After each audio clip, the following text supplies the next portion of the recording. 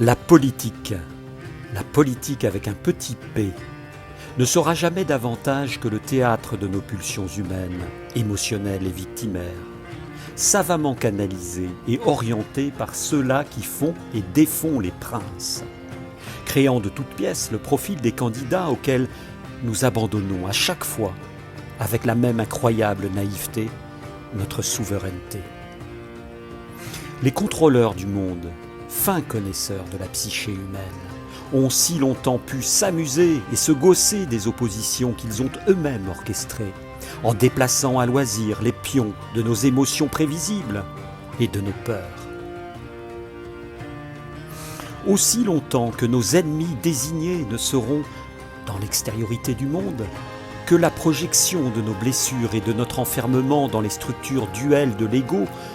l'homme sera à jamais manipulable, programmable,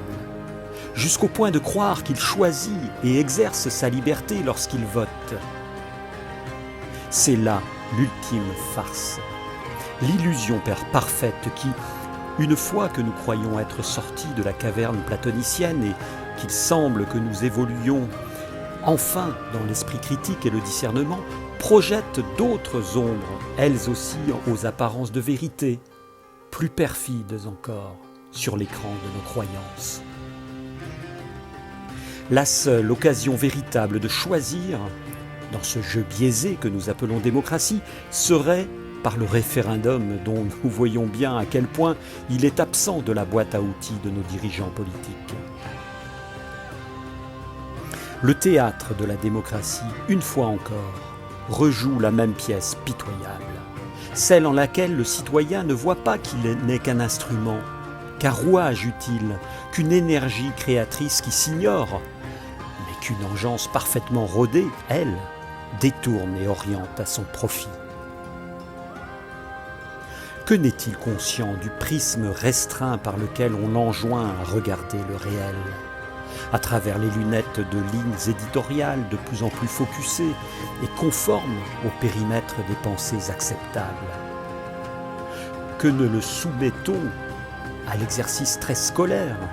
par lequel on lui apprend à déjouer les pièges du complotisme, des dérives sectaires, de l'extrémisme, de tout ce qui ferait peu ou prou obstacle à l'édification d'une unique structure de pensée englobante et mondialisée. N'a-t-il pas vu, ce citoyen parfaitement éduqué à exercer son prétendu droit, que les arbitrages réels du monde lui échappent et lui ont toujours échappé? N'a-t-il pas compris qu'au-dessus de la mêlée, bien au-delà du terrain où s'affronte et s'épuise la force vive des consciences, d'autres consciences, invisibles aux premières, actionnent les véritables leviers qui organisent les grands désordres et les chaos les plus destructeurs du monde? Jamais, cependant, sans que les calamités géopolitiques ainsi produites ne soient d'abord concoctées pour nourrir l'opulence de ces contrôleurs avisés. N'a-t-il pas vu, ce citoyen que nous sommes, qu'à chaque fois que les masses se sont élevées en conscience pour commencer à devenir des peuples libres, les mêmes instigateurs du simulacre démocratique ont créé des situations de conflit et de guerre, idéales pour rayer de ce monde les âmes porteuses de la véritable souveraineté. Aujourd'hui, la même pyramide ascensionnelle qui pourvoit à l'aspiration des richesses du bas vers le sommet exerce seulement un peu plus son empire par le boulevard incroyable qui s'est ouvert en nos âmes grâce aux outils numériques et digitaux qui permettent d'entrer au plus profond de nos inconscients et de nos ombres, de les flatter, de les choquer et finalement d'orienter nos paradigmes de pensée comme nos égrégores émotionnels dans la direction attendue.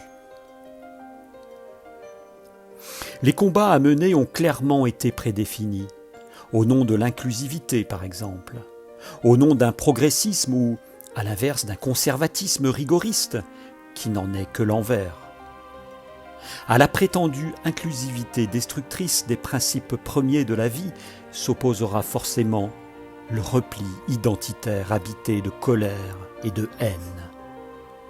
tous deux s'appellent et se renforcent, tous deux construisent notre paysage quotidien qui faisait déjà dire à l'Ecclésiaste « Rien de nouveau sous le soleil ». Au vu de cette description désabusée, vous comprendrez que je ne peux entrer dans le jeu qui nous oblige, durant cet été 2024, à être pro ou anti-Bardella, qui stipule que nous devons faire barrage à ce fléau si tant est que nous appartenions au camp du bien, au camp de la pensée progressiste. Je refuse de livrer mon énergie de conscience à cette orgie de la pensée duel, qui tue un peu plus chaque fois l'unité primordiale de l'humain, ainsi que sa capacité à manifester un monde meilleur, à l'image de ce qu'il porta un jour en lui. L'âme humaine n'est ni de droite ni de gauche, elle procède de l'un, elle procède d'une réalité supérieure et ultime où l'infinie diversité des expressions de l'être s'accomplit de toute éternité, dans l'unité harmonique de la source. Pour avoir, depuis des temps immémoriaux, sacrifié cette intuition au profit d'une arène au combat sans merci, nous avons perdu la voix intérieure qui devait nous maintenir libres, qui devait nous préserver de l'enfermement dans les statuts complémentaires de dominants et dominés, de bourreaux et de victimes, d'oppresseurs et d'opprimés. Nous avons nous-mêmes, de vie en vie, d'incarnation en incarnation, créé cette grille matricielle qui nous sert à présent de terrain de jeu, d'arène, de théâtre où les exactions sont quotidiennes, s'exerçant d'abord dans les dimensions de notre mental, puis de nos relations familiales, de couple, sociales, professionnelles, avant de s'exprimer dans la sphère collective des conflits mondiaux les plus pénibles et destructeurs de la planète. Comment ne pas voir que le salut de l'humanité passe par la transformation profonde et individuelle des consciences, loin des idéologies et des débats clivés qui vont jusqu'à rompre des amitiés et pourrir nos repas de famille.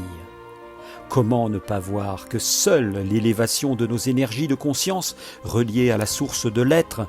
constitue le chemin, la voie qui manifestera et matérialisera à l'extérieur de nous l'harmonie originelle de notre provenance. Prenons conscience que le combat, le positionnement ne sont pas politiques, mais spirituels. Quand le sage montre la lune, l'idiot regarde le doigt, nous dit l'adage. Alors cessons de regarder Bardella comme le doigt auquel notre courte vue s'arrête. Ceux qui prétendent en face incarner l'avenir désirable n'ont-ils pas inclus dans leur manuel du prêt-à-penser inclusif que des drag queens informassent les enfants de nos petites écoles de ce qu'est la masturbation ou la sodomie, afin qu'en définitive ces tout-petits fussent dès 4 ans convaincus de la nécessité de leur consentement. Quel désastre, quel viol intentionnel de la conscience enfantine. Il est à présent facile, lorsque la vague brune soudain claironne dans nos urnes, d'amener les foules dans le boulevard de la vindicte, là où si peu de monde s'est ému il y a peu, d'être par d'autres convertis en bétail confiné, piqué, sédaté au rivotril pour certains de nos anciens reclus dans la solitude de nos EHPAD. Là est la description prosaïque du monde humain, qui n'a plus même l'intuition qu'il peut s'extraire des égrégores, de la peur comme de ceux des mots préfabriqués qu'on agite devant lui, à la manière d'un épouvantail. Je le redis, l'enjeu de ces temps nouveaux, où l'afflux de lumière divine s'intensifie, n'est pas d'entrer dans les joutes politiques stériles, d'égos galvanisés mais déconstruits,